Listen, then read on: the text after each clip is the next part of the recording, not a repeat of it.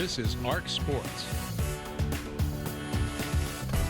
Welcome in to Arc PDX Sports, my friends. Look who's back after such a long time. I was just going to tell you, I'm gone for like a week or something, and we already have a couch behind us. Like, whatever. It's part of the taking a set. nap over here? What? Do you see what happens when he's gone so long? He doesn't even know how the set looks. Either ways, welcome in to Arc PDX Sports. Tyree Smith, Guillermo, Motta here with you on an awesome Friday. Wednesday. It's Wednesday. Yeah. My fault. Whatever. Well, it's almost your Friday. It's my Monday. Fair enough.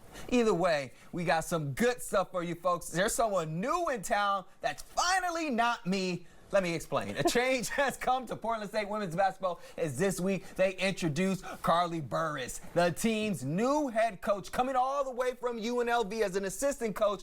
But good people, don't worry. She is far familiar with our area. Portlander through and through. We welcome in Portland State University new women's head basketball coach, Karlie Burris. Coach, first of all, welcome back home.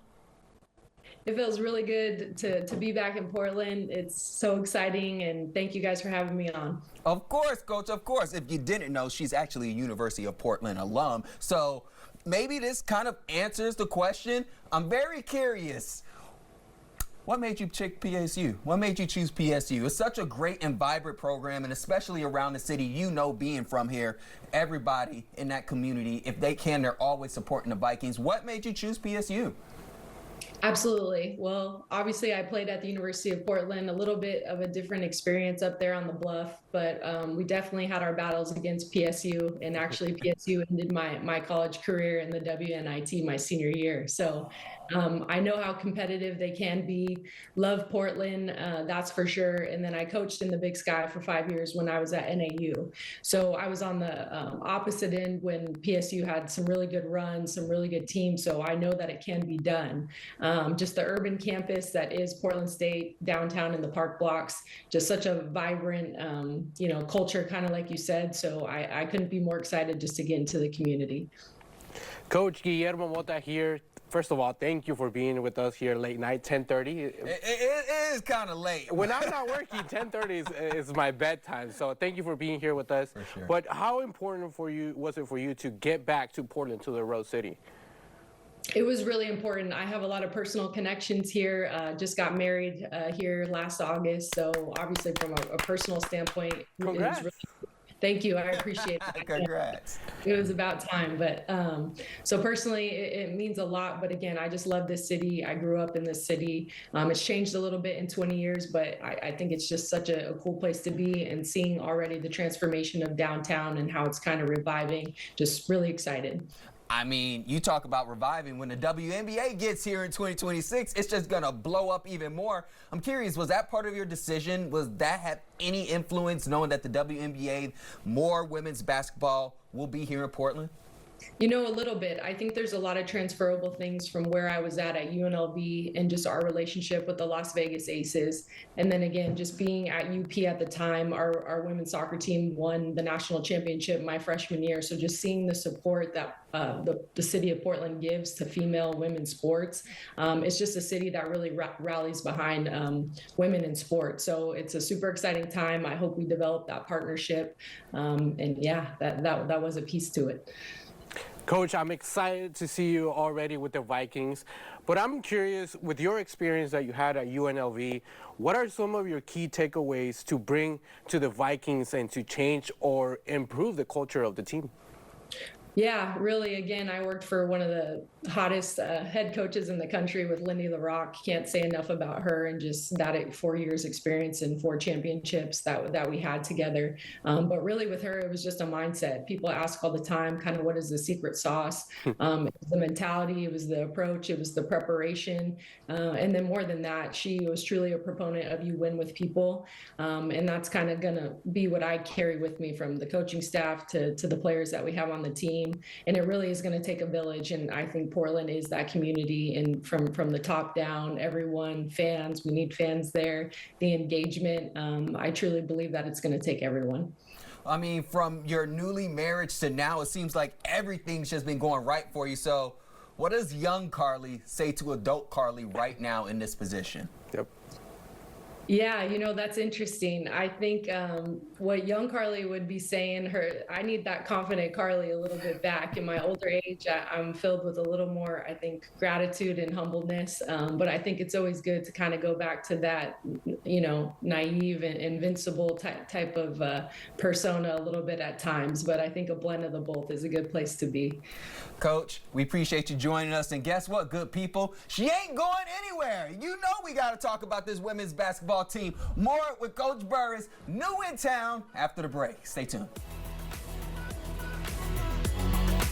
If you look close enough, you can see my money running away downtown because I spend it all on our great Portland food. Welcome back, good people, into Arc PDX Sports. You know Name it. What's your number one place? Starts with the J. I don't think I could do it. I don't think I'm supposed to do it on TV. All right, we'll mention you next time. Well, I got friends like Joe, and then the other Joe. And the other Joe. Anyways, we're joined again by new Portland State University women's basketball coach, Karlie Burris. Coach, let's go ahead and talk about this team. You're taking over a team that unfortunately just wasn't as successful last season, finishing 4-24. What is like an immediate change you see about this team and program that has to happen? Yeah, it's a great question.